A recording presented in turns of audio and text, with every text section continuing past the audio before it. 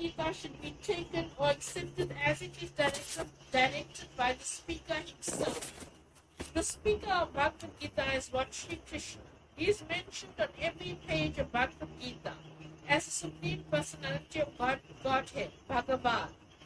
Of course, the word Bhagavan sometimes refers to any powerful person or any powerful demigod, and certainly here Bhagavan designates Lord Krishna as a great personality.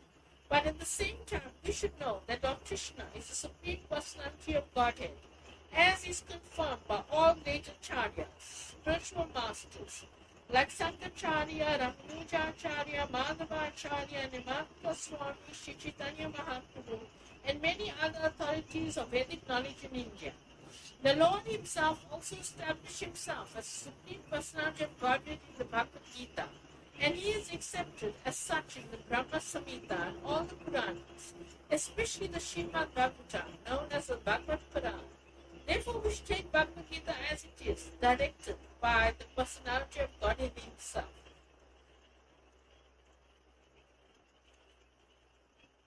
So I'm reading from chapter 2.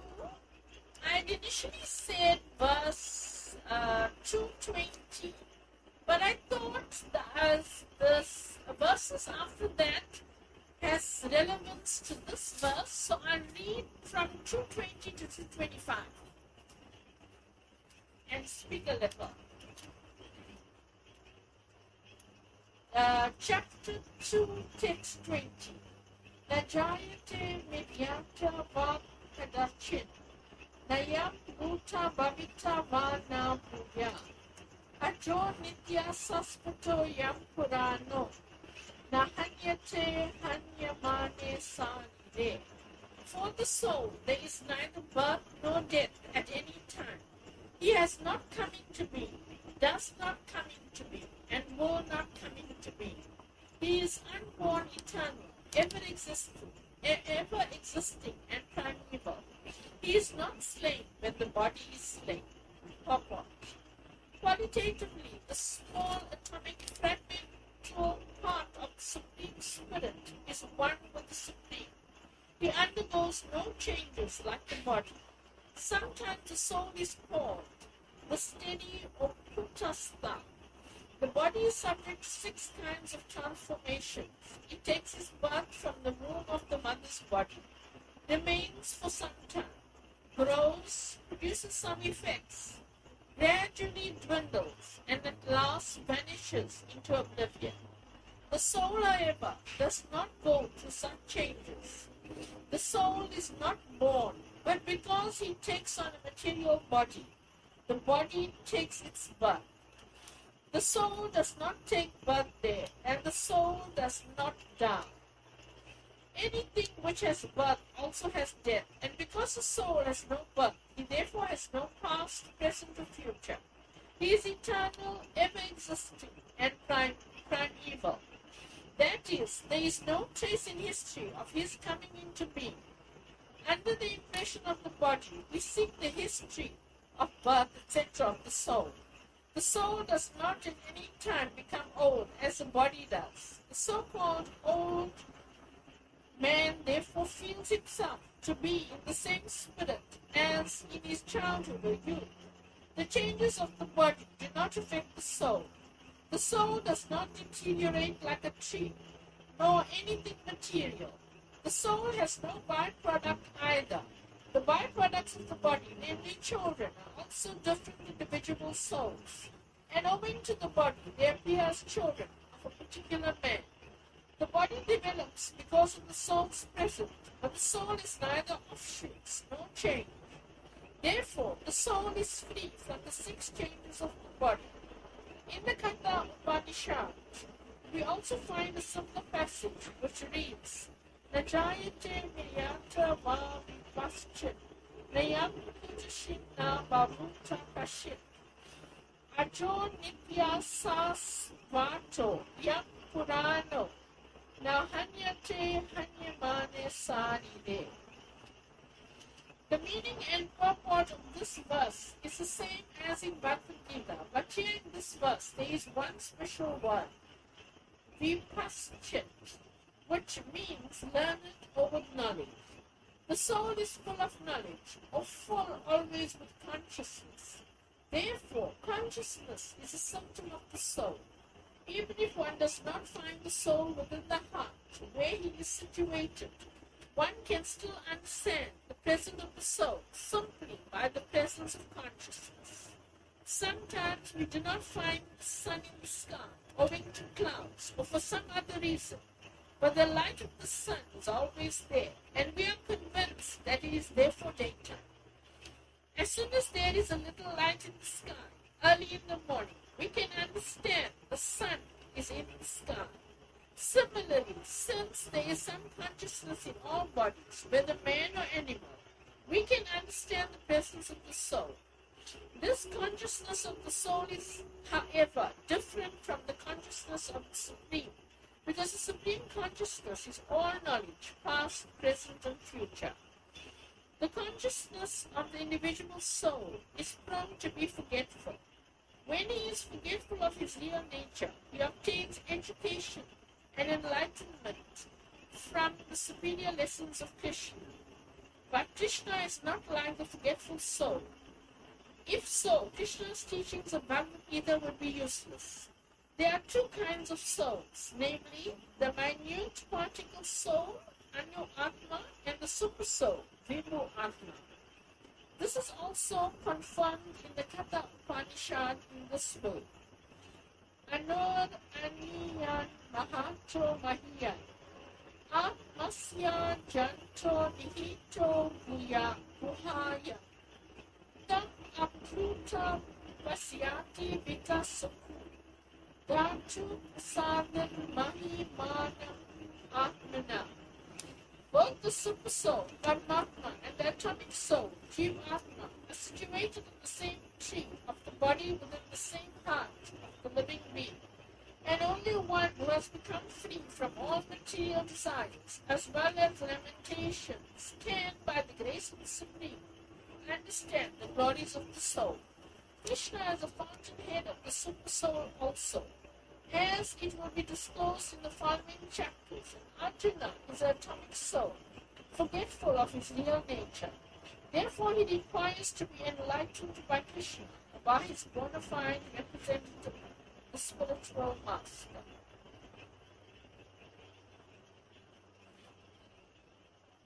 Actually, this is basically about the soul. As they say here, there is neither birth nor death at any time, and also the soul is eternal and is not slain when the body is slain. I just made a few points. As they say here, that the same spirit as in childhood or youth, they mentioned this, the old man, and I can relate to this because I will be 60 this year, and I feel like I'm still 20. Yeah. In spirit. Yes. And Lord Krishna is also said to be ever 16, forever 16. This, you might know Prabhu. Yes. It's some Yovanam. I forget the thing. It's called some Yovanam. Kumaram Yogana. Is it? Okay. Forever youthful. Yes. Yes. Kumaram, like Kumar is a small boy. Yes. Yes. Forever youthful. And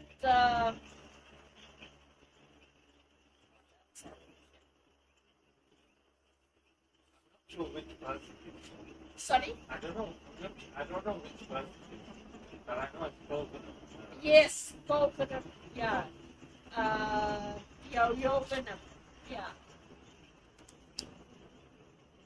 And also, like how they say, at the time of death, if you lived a life centered around Krishna, you will naturally remember Krishna.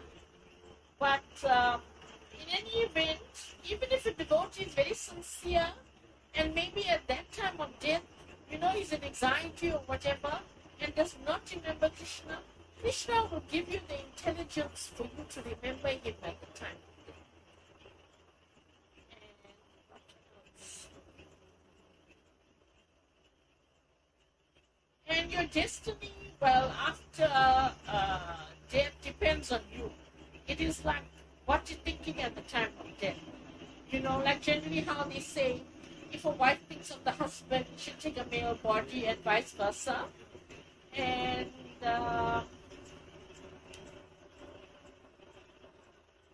also it was like how Ajamil called out to his son Narayan. You know, just by keeping that name Narayan, it was so auspicious that, you know, he got liberation. And also they say in the Bhagavatam, it said, I'm not sure which canto, it's where they show the different bodies that people take after death. It's like, for example, I know one is where if like a person, like say a lady, doesn't dress very chastised, you know, she like exposes part of her body and stuff, so she reincarnates as a tree. Now imagine tree, how tolerant it has to be, because it's like naked and has to tolerate the rain, the wind, the sun, everything, you know. So like it just depends on what you were in your previous lifetime, you know. And that's why it says, also talking about tolerance, it says we should be more tolerant than a blade of grass. And I know my brother always tells me that. I know I am very tolerant, but my brother emphasizes that. He says, you know what, because I've been through a lot, you know, at home and all that. He says, just be tolerant. Be tolerant as a blade of grass. No matter how much you trample, you still come. Okay. Yeah. And because of our forgetfulness in our relationship with God, we take birth in the material world, you know. And this form of human life is the best, and we should take most advantage of it, because we have the intelligence, unlike the animals, to inquire, to make progress in this life, and go back to God. We don't want to take birth again in this material world. Our wish should be just to go back to be in the pastimes of Krishna at least. You know. In fact, my Guru Maharaj was telling, when I wrote to him about my mum, he says, you have nothing to fear. Your mum will go back to Godhead. She is so pure that she will take birth in the pastimes of Krishna. He said, I am sure of that. I assure you that. Because I'm telling him that I'm in anxiety, that, you know, she is like in this state at the moment and all of that. But he said, rest assured, she's going back to Krishna. So that gives me solace in a way, you know, because I know her destiny is assured. And for any child, I mean, that would be the wish for the parent, you know. So what's the time for book? 17 minutes past 7. Yeah, I'll just leave it at the moment. Not trying about for you, Margie. Talk until you're tired. No, I'm not tired. You must carry on talking. For me, it's so enlightening to hear. Whatever We are so lucky. Whatever I learned, I'm imparting. You know? I mean, we learn from everybody. I learned from Raghunath Prabhu, from Pundik Prabhu. I did Bhakti Sastri with Pundik Prabhu. Wow. Yeah. And he was an excellent teacher. Excellent. Yes, I haven't seen him too. Yes. Actually, no, I didn't meet him, but some time back at Shishi Radharadhana. But just fleetingly, I waved at him. But I don't see it at the finish. Is it? Oh, okay. He's an excellent teacher. He's I'm not sure who he is. he If I see his is face. Raghunath Prabhu's Mosi's son. Yeah. Does he come to the temple, Margie? He's at Phoenix Temple. You must show me who he is when you see him. No, Pundik Prabhu. he doesn't come. Oh. He is a disciple of Giriraj Swami as well. And you say he's in Durban, Margie? Yes, he lives in Phoenix. You must go and visit him. He works for Temple. He works for Temple. We must get his association. Wonderful. But we must Very visit him when intelligent. we're there. Yes. We Must can give us even it. ask him to come and give a talk. Yeah, man, to you must. Wherever you want to invite, must call. Yes. That's such a good idea. Yes, it's a very good idea. There's so much of learned people out there, but no one is even Yes. thinking about them. Yes. And they see this can also abandon them, most of them, you know? Yes. Yes. And we shouldn't make people feel like we're forcing them or anything. Yeah. You know, when new people come, Yeah. give them space, give Yes, them yes. time to adjust. That's a very good point, Margie. Because you chase them away otherwise. That's very true. If you're too rigid or whatever, Yeah. you know, you gotta have a good attitude. That's a very good point, Margie. And we can't tell him to follow all the regulations. Yes, straight away. We Yeah. only tell Yeah. him to chant Hare Krishna, carry on what he's doing. Yes, But and he cannot chant. that will purify you slowly Just add the mantra, that's all. to your life. Yes, yes, that's the best chanting of the month. You're right. And then maybe they can invite them to the temple or Namahatta. Yes, yes. Yes, yes, Advance. You're right. yes, true. That's all we can do, Margie. The rest Yes. up to Krishna after that. Yes. But if they do come, they're very fortunate. But At least we're planting the seed. yeah. Yeah. Now we're going to try, Margie. Yeah, so the next verse is text 21. I just read the English translation. O Partha, how can a person who knows that the soul is indestructible, eternal, unborn, and immutable kill anyone who cause anyone to kill? Everything has its proper utility, and a man who is situated in complete knowledge knows how and where to apply a thing for its proper utility.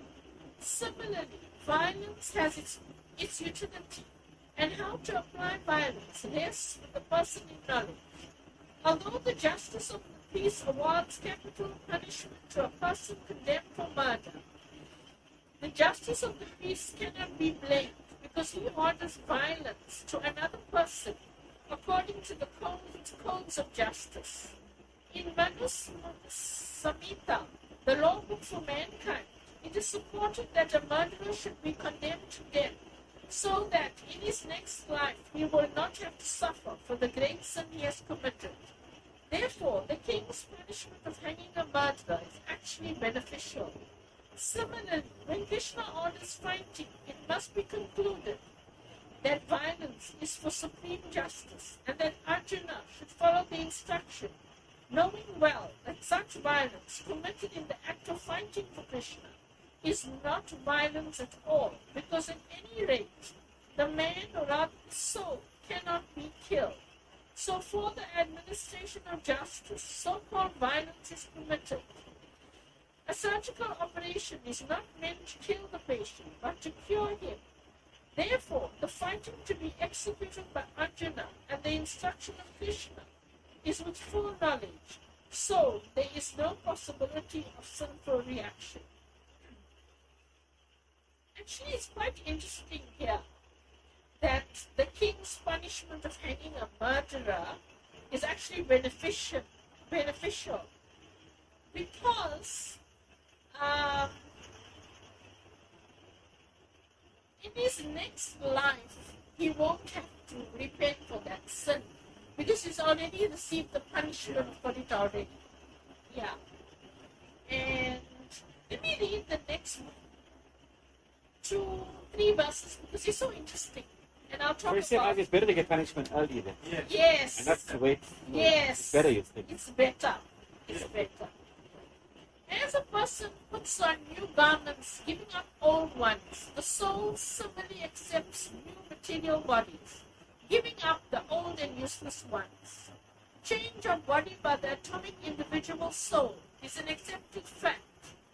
Even the modern scientists who do not believe in the existence of the soul, but at the same time cannot explain the source of energy from the heart, have to accept continuous changes of body, which appear from childhood to boyhood, and from boyhood to youth, and again from youth to old age.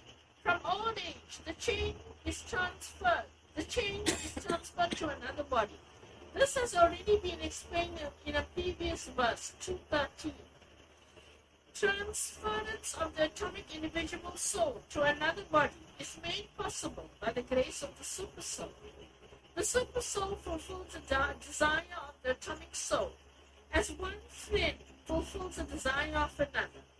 The Vedas, like the Mundaka Upanishad, as well as the Svetavachara Upanishad, compare the soul and the super soul to two friendly birds sitting on the same tree.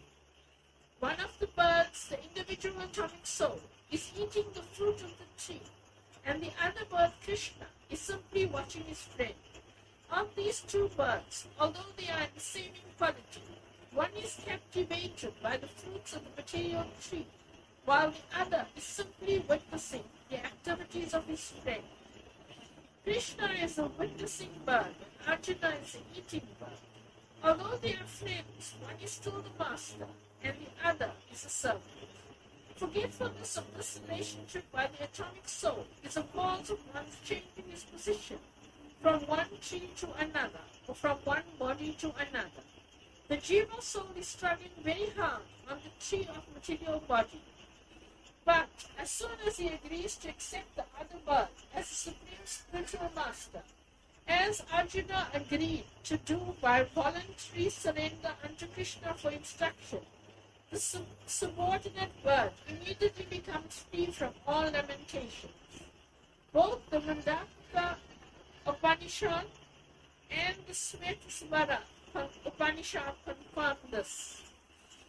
Although the two birds are in the same tree, the eating bird is fully engrossed with anxiety and moroseness as an enjoyer of the fruits of the tree. But if in some way or other he turns his face to his friend, the Lord, and knows his glories, at once the suffering bird becomes free from all anxieties. Arjuna has now turned his face towards his eternal friend Krishna, and is understanding Bhagavad Gita from him. And thus, hearing from Krishna, he can understand the supreme glories of the Lord, and be free from lamentation. Arjuna is advised herewith by the Lord not to lament for the bodily change of his own grandfather and his teacher. He should rather be happy to kill their bodies in the righteous fight, so that they may be cleansed at once of all reactions from various bodily activities. One who lays down his life on the sacrificial altar or in the proper battlefield is at once cleansed of bodily reactions and promoted to a higher status of life. So there was no cause for Arjuna's lamentation.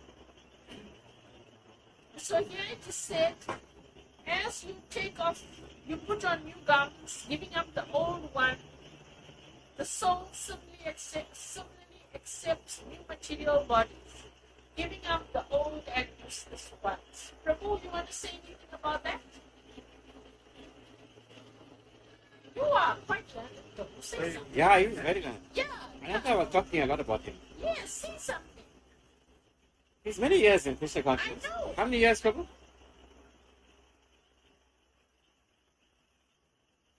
I think coming from 88, Wow. 88. that was the first Ratha Yatra. How did you know his mother? Yes, I know her very well. Serious? I know her very, very well. She used to come to the service as well. Yes. My mom used to help. Oh, same Father Maharaj, isn't it? Yes, and she used to help my brother at the restaurant too. I used to be there at the Oh, restaurant, and she used to come and help Serious? us and all that. She was a very sweet lady. Prabhu, now you have to share something. You must be knowing something about this verse.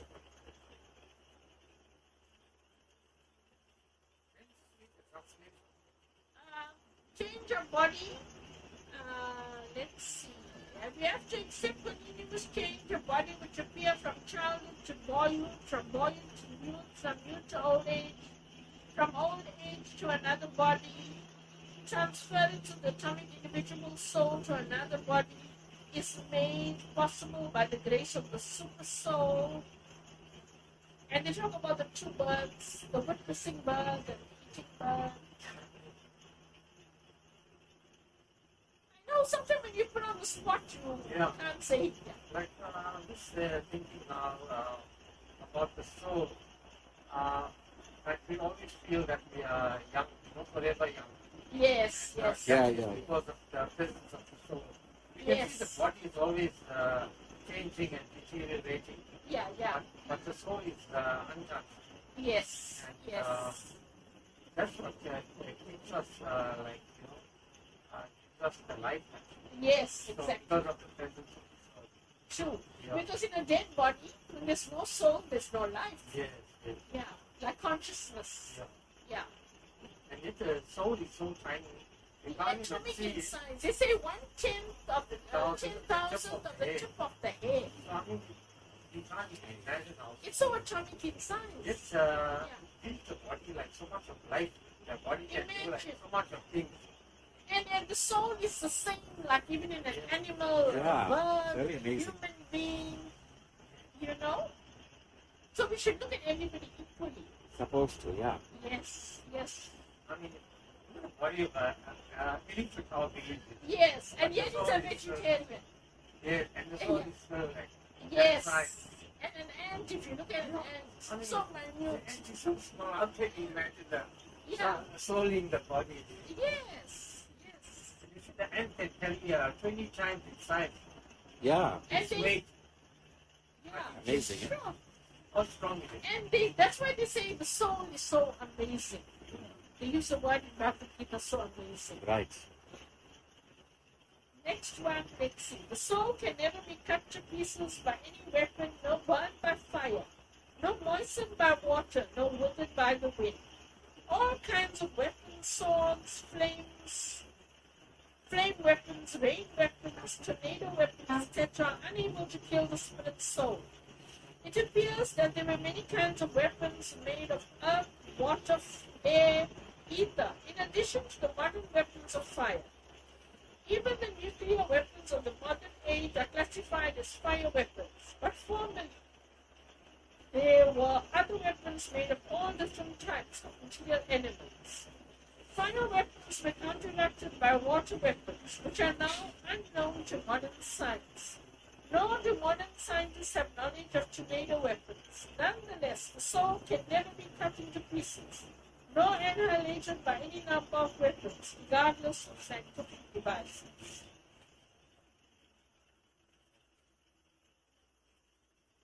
The Mayavadi cannot explain how the individual soul came into existence simply by ignorance and consequently became covered by the illusory energy. Nor was it ever possible to cut the individual souls from the original super soul, supreme soul. Rather, the individual souls are eternally separated parts of the supreme soul. Because they are atomic individual souls eternally, they are prone to be covered by the illusory energy, and thus they become separated from the association of the supreme Lord. Just as a sparks of fire, although one in quality with the fire, are prone to be extinguished when out of the fire. In the Varaha Purana, the living entities are described as separated parts and portions of the Supreme. They are eternally so, according to the Bhagavad Gita also. So even after being liberated from illusion, the living entity remains as a separate identity, as is evident from the teachings of the Lord to Arjuna. Arjuna became liberated by the knowledge received from Krishna, but he never became one with Krishna. So yeah, it says the qualities of the soul cannot be cut to pieces by a weapon, it can't be burned by fire, nor moistened by water, nor withered by wind. I'll go to the next one because I want to read 25. Okay. This individual soul is unbreakable and insoluble and can be neither burned nor dried. He is everlasting, present, everywhere, unchangeable, immovable, and eternally the same. All these qualifications of the atomic soul definitely prove that the individual soul is eternally the atomic particle of the spirit whole, and it remains the same atom eternally without change. The theory of monism is very difficult to apply in this case, because the individual soul is never expected to become one homogeneously. After liberation from material contamination, the atomic soul may prefer to remain as a spiritual spark in the effulgent rays of the Supreme Personality of Godhead, but the intelligent souls enter into the spiritual planets to associate with the Personality of Godhead. The word sarvagata, all-pervading, is significant because there is no doubt that living entities are all over God's creation. They live on the land, in the water, in the air, within the earth, and even within fire. The belief that they are sterilized in fire is not acceptable because it is clearly stated here that the soul cannot be burned by fire. Therefore, there is no doubt that there are living entities also in the sun planet with suitable bodies to live there. The sun globe is uninhabited, and the word sarvagata, living everywhere, becomes meaningless. What did you say about the planets? What did you say about the planets where you said the soul is supposed to be in other planets? With the Lord. Yes. After liberation from material contamination, the atomic soul may prefer to remain as a spiritual spark in the effulgent rays of the Supreme Personality of Godhead.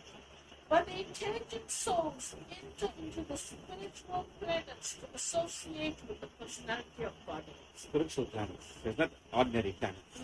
Spiritual planets. And how amazing is this, that in the sun planet there's inhabitants. Yeah, with the I mean, how blazing the sun is. Yeah. I mean, here we can't manage.